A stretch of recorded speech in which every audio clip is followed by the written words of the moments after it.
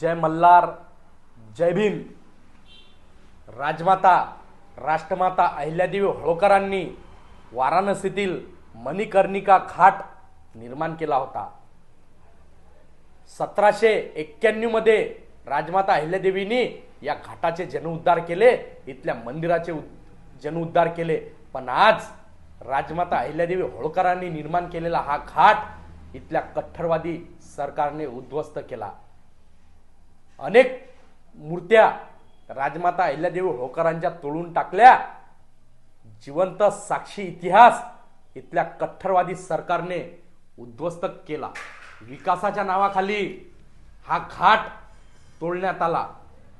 ज्या घाटाकडे इंग्रजांची सुद्धा नजर वाकडी कधी पडली नाही, मुघलांनी सुद्धा या घाटाकडे वाकड्या नजरनं कधी पाहिलं नाही। पण या बीजेपी सरकारचा डोळा मात्र राजमाता अहिल्यादेवी होळकरांच्या या घाटावर गेला। अरे हा घाट फक्त दगडाचा एक ढिगार नसून इतिहासाचा तो साक्षीदार होता। अनेक कलाकृती आणि मूर्त्या यात अहिल्यादेवीच्या निर्माण होत्या, तेच मूर्त्या आज उद्ध्वस्त करण्यात आल्या। ज्या अहिल्यादेवी होळकरांनी मनुस्मृतीला मुठमाती देऊन मनुस्मृतीच्या साखळदंडातून तोडून इथल्या स्त्री जातीच्या हातात तलवारी दिल्या, त्या स्त्री जातीचा आज राग मनात धरून मनुवादी सरकारने स्त्री जातीने जो इतिहास निर्माण केला तोच उद्ध्वस्त करण्यात आला। हे मनुवादी अवलादी मनुस्मृती समर्थक अहिल्यादेवी होळकरांचा इतिहास मिटवण्याचं काम करत आहेत। याचा मी जाहीर निषेध करून धिक्कार करतो।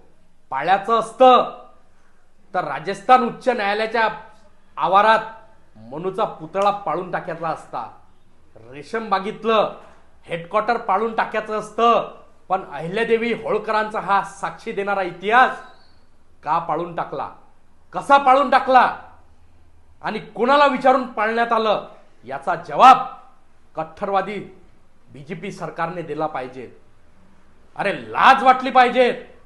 अहमदनगरचं नाव अहिल्यादेवी होळकरांच्या नावाने केल्या जाते आणि त्याच अहिल्यादेवी होळकरांच्या स्वतः निर्माण केलेले घाट मंदिरं उद्ध्वस्त केल्या जातात।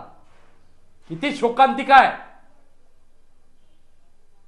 महाराष्ट्रात आणि देशात अहिल्यादेवी होळकरांनी एक क्रांतीची लढाई लढून स्त्री शक्तीची प्रेरणा इथल्या प्रत्येक स्त्रियांच्या मनात पेरण्याचं काम केलं होतं। स्त्री जातीला लढण्याची ऊर्जा राजमाता अहिल्यादेवी होळकरांनी केली होती।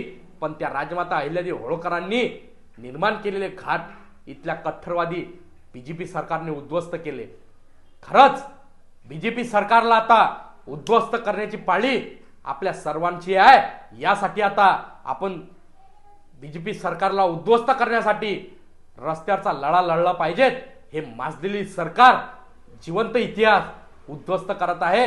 या घटनेचा जेवढा पद्धतीने होईल जागोजागी निषेध झाला पाहिजे आणि जागोजागी या सरकारच्या विरोधात आवाज उचलला पाहिजे। हेच व्हिडिओच्या माध्यमातून आवाहन करतो। अहिल्यादेवी होळकरांचा जिवंत इतिहास आज उद्ध्वस्त होत आहे, हा वाचवण्याचं काम आपण केलं पाहिजे, एवढीच विनंती करतो। जय मल्हार, जय भीम।